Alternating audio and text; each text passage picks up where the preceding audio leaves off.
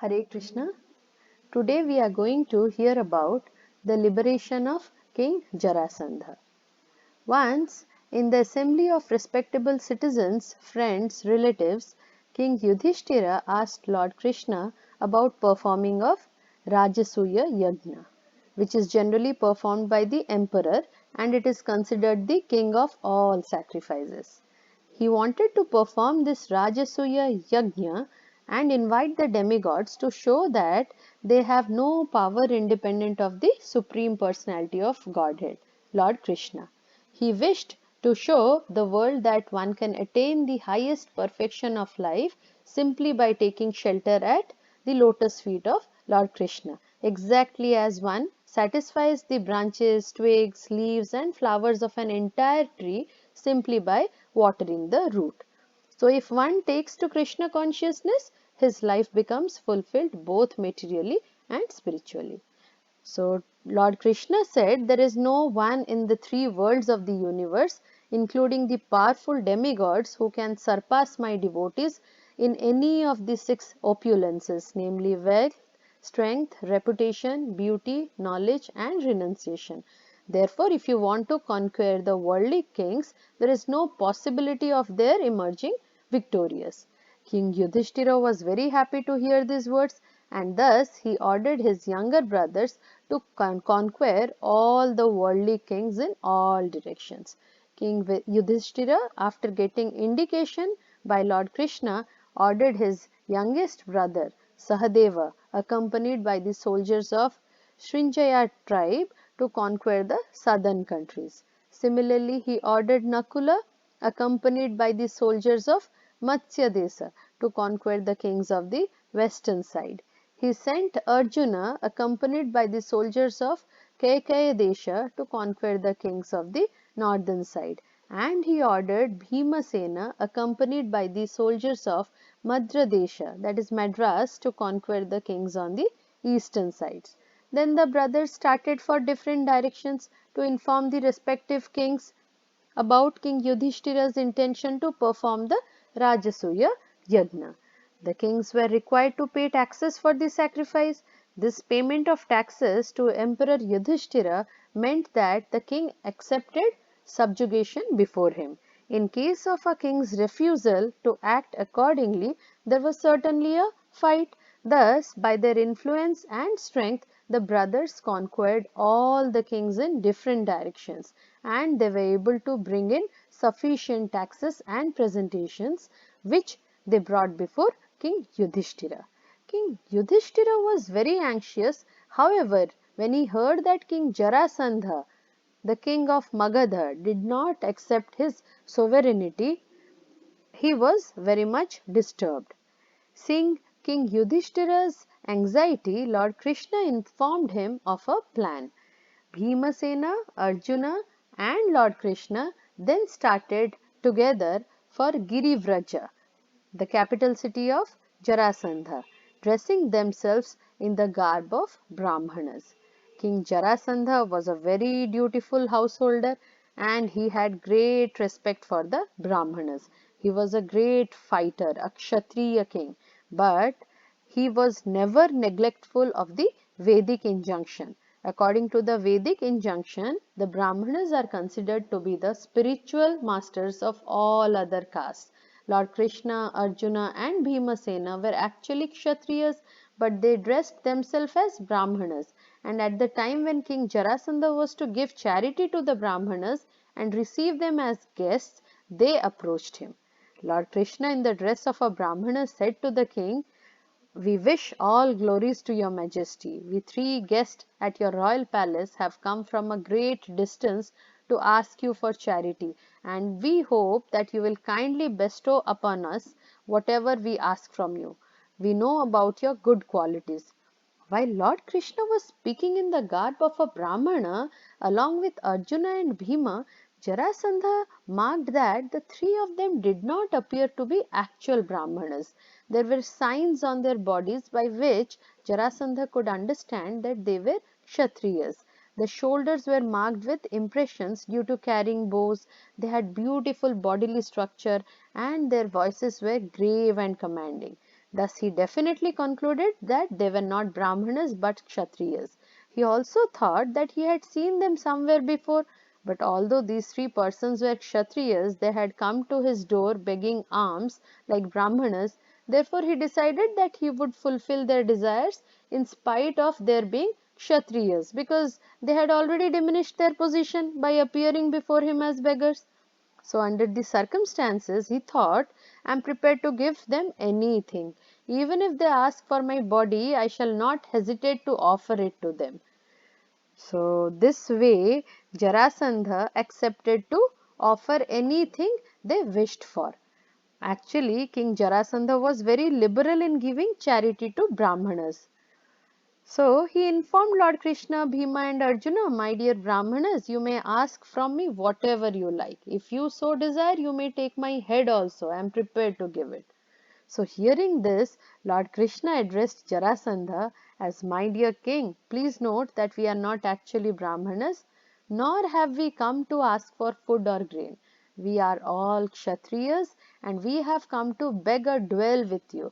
We hope that you will agree to this proposal.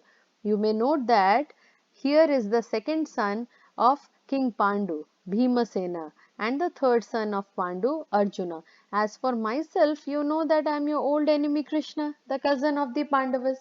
When Lord Krishna disclosed their disguise, King Jarasandha laughed very loudly, and then in great anger and in a grave voice he exclaimed, you fools, if you want to fight with me, I immediately grant your request.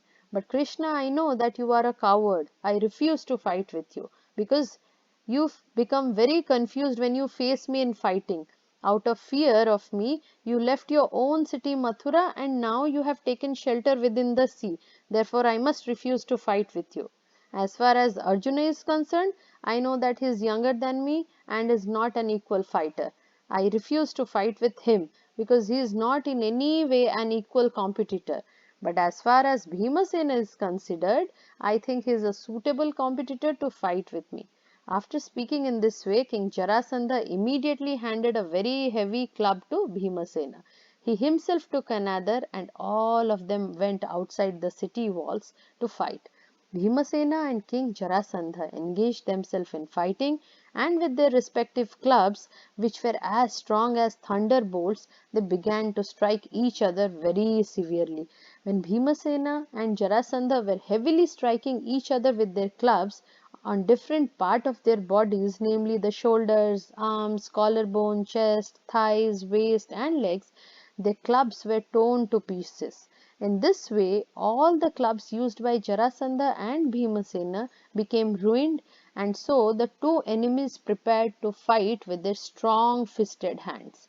Jarasandha and Bhimsen were very angry and they began to smash each other with their fists. The striking of their fists sounded like the striking of iron bars or like the sound of thunderbolts, and the two warriors appeared to be like two elephants fighting. Neither was able to defeat the other. However, for both were expert in fighting, they were of equal strength and their fighting techniques were almost equal. Neither Jarasandha nor Bhimasena became fatigued or defeated in fighting, although they struck each other continuously. At the end of each day's fighting, they lived at night as friends in Jarasandha's palace, and the next day they fought again. In this way, they passed 27 days in fighting. On the 28th day, Bhimasena told Krishna that I cannot conquer Jarasandha. Lord Krishna, however, knew the mystery of Jarasandha's birth.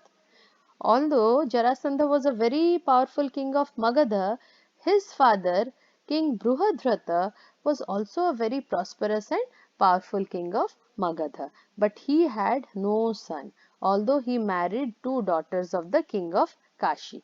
Being disappointed in not getting a son from either of the two queens, the king, along with his wives, left home to live in the forest for austerities. But in the forest he was blessed by one great sage to have a son, and that great sage gave him one mango to be eaten by the queens. The queens did so and were very soon pregnant. The king was very happy to see the queens bearing children, but when the time approached, the queens delivered one child in two parts, one from each of the queen's womb. The two parts were thrown in the forest where a great she-demon used to live, and she was glad to have some delicate flesh and blood from the newly born child.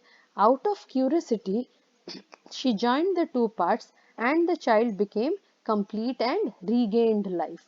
The she-demon was known as Jara, and being compassionate on the childless king, she went to the king and presented him with the nice baby.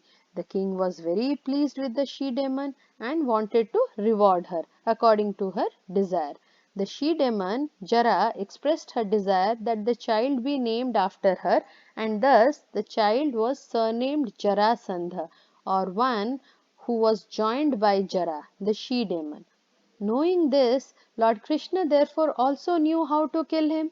He hinted to Bhimsen that since Jarasandha had been brought to life by joining of the two parts of his body, he could be killed by the separation of these two parts.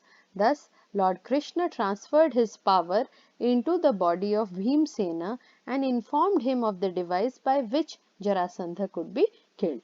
Lord Krishna plucked a twig from a tree, took it in his hand and bifurcated it. In this way, he hinted to Bhimsena how Jarasandha could be killed. Lord Krishna, the Supreme Personality of Godhead, is omnipotent, and if he wants to kill someone, no one can save that person. Similarly, if he wants to save someone, no one can kill him.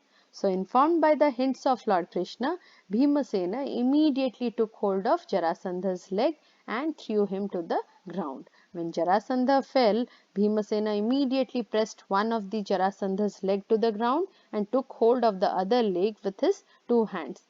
Catching Jarasandha in this way, he tore his body into two parts. The audience standing nearby saw that Jarasandha's body was now divided into two halves and killed.